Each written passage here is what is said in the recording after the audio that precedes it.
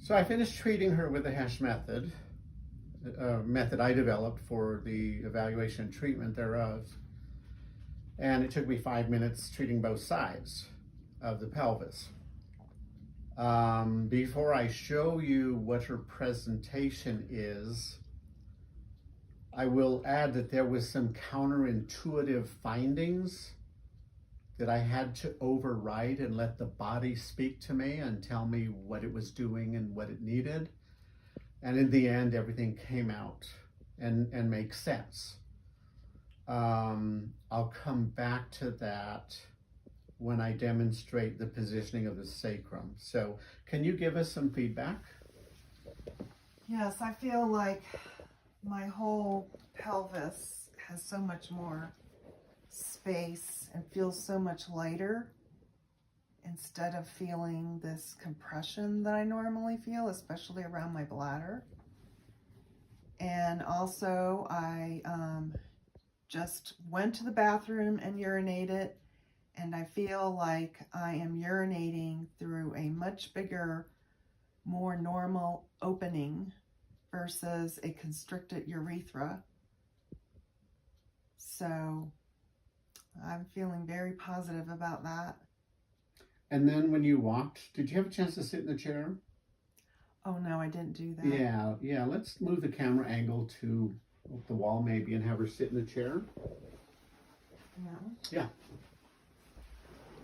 And can you describe anything you might have felt walking?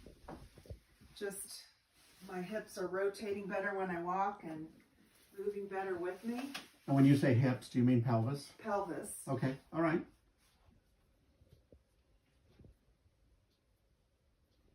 Just feel a lot less compression when I'm sitting. Where would you feel that? I normally feel it over my bladder. Okay, all right. Just okay. Feel like my pubic bone is more open and it's giving space for my bladder to live and to move around and not, feel, usually sitting is not a good position for me. Okay. And I would submit that this is something that fascial work, visceral work could not release. Yeah, it would just temporarily do that. And I would also submit that this is going to be long-term lasting. Yes. That you would need a large force insult to undo my work. Yes. This is a once and done. Yes. And if I'm wrong, I'll admit it, but most of the time the body embraces correction. The body likes correction. It doesn't like it doesn't like a lack of normative micromotion, but it doesn't know how to bring that back sometimes. So those are the unresolved injuries that I see. Yeah. Let's have you lie on your back and we'll show what we find on the front and then on the back, okay? Okay. So we measured the depth of the fibrocartilage, being extremely careful to be precise in that, and we now measure 2.5 millimeters, and we had 5 millimeters before that, okay? And then just visually, it's symmetrical. I'm pushing equal force. Do you feel an equal force in my thumb and finger? Mm-hmm. Okay, and they are in the same plane. And now I'm going to go to the mid portion of the pube, and it feels less dense. Okay, now I'm going to take up the slack right there, and then I'm going to spring it. And it has that tiny spring and recoil. And it shouldn't have much. It really shouldn't. Lie on your stomach. And it's also less tender than it was when you first started a few minutes ago. Very good. And your sacrum now has a more posterior orientation. That's your norm. That's the factory setting. Okay. And now, when I do a PA load at S123, there's the load. Okay. There's the spring and the recoil. There's coccyx. Here's ILA. Okay. And right here is sacrospinous. Tell me what that feels like when I spring it. It feels like it has more tone now than More it did. tone. That's exactly what I Yeah. feel. And then sacrotuberous should be in here, so right there. And when I spring it, how do you feel? It feels like it's has more tone in it. Yeah. It's more elastic too. Yeah, it's a stronger ligament. Mm-hmm.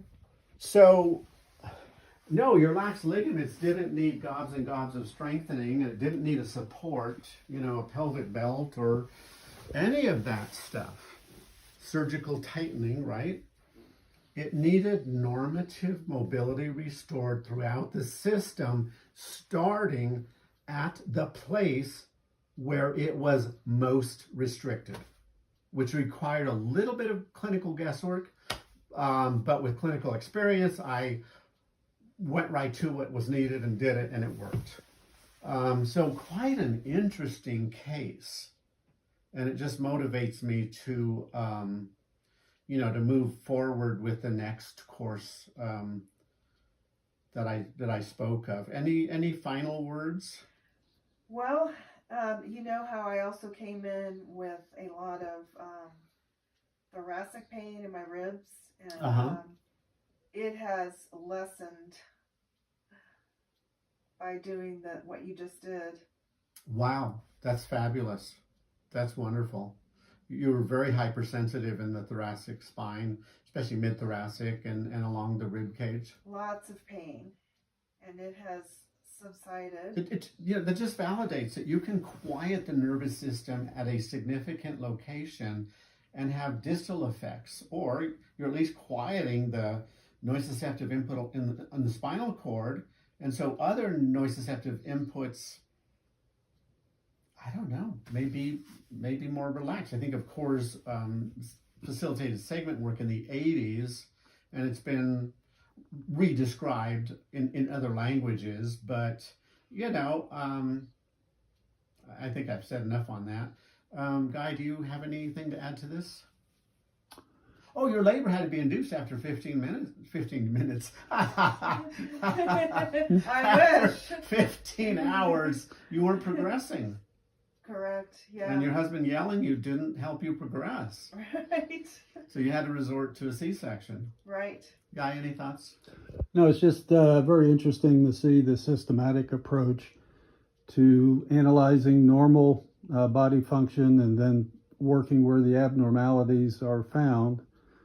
Doing the work and reassessing seems very straightforward, honest, and obviously yields substantial results.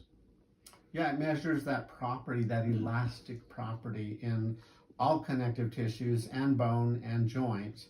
And just to kind of wrap this up, I have been doing whole body work with you. We've worked top to bottom. You want to just comment on the bone deformation work I did in your tibias and femurs?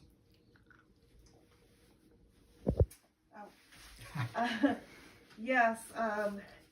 So I had never had any bone deformation work done, mid shaft, and but it turns out like a lot of my knee problems were caused by rigidity and restrictions in planes of motion along, especially my tibias.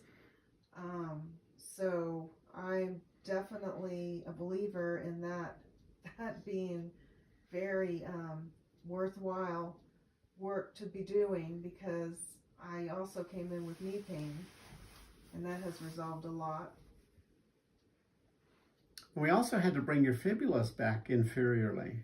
Correct. Restore that inferior glide mobility. Correct. And that further helped the knees as well, right? Yes, definitely. And we worked on feet. Yes. Well, I think we'll wrap this up now, and I sure thank you, and we'll be in touch, and you'll let me know, long-term how you're doing. Yes. And you've taken my lumbopelvic hip course, and you're about to start the whole body course, yes. right? And yeah, your lumbopelvic course is awesome.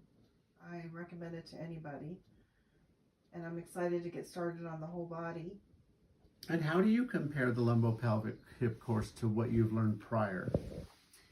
Well, there have always been a lot of missing elements in my learning, I feel, even though, I did manual therapy and PT school. I really, really think that it is. Yeah, you went to a school that was very strong on that, right? Yes. Yeah.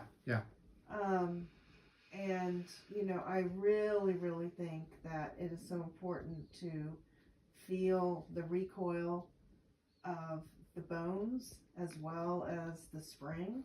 And it only makes sense. I mean, that's the opposite range. You should want to feel what that recoil is doing as well as the springing.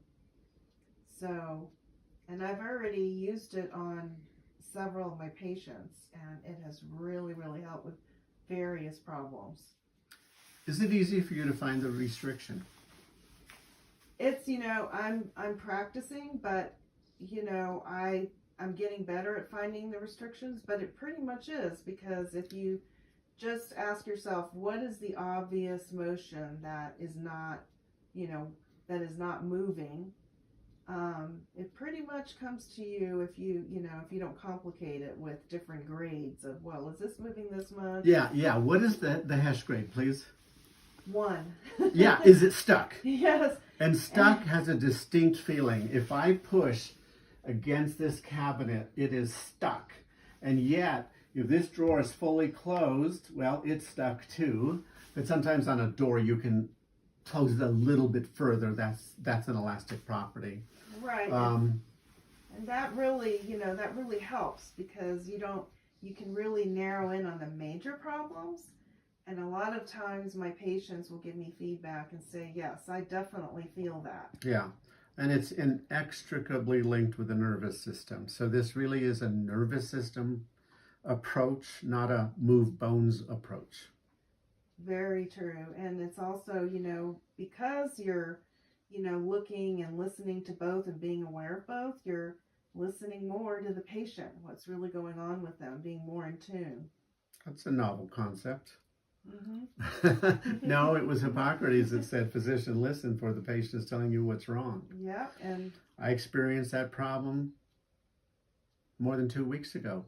2 neuropsychiatrists denying me my right to have an exam and coming up with their own theories. Just, we have big problems here. Let's stop here. Thank you.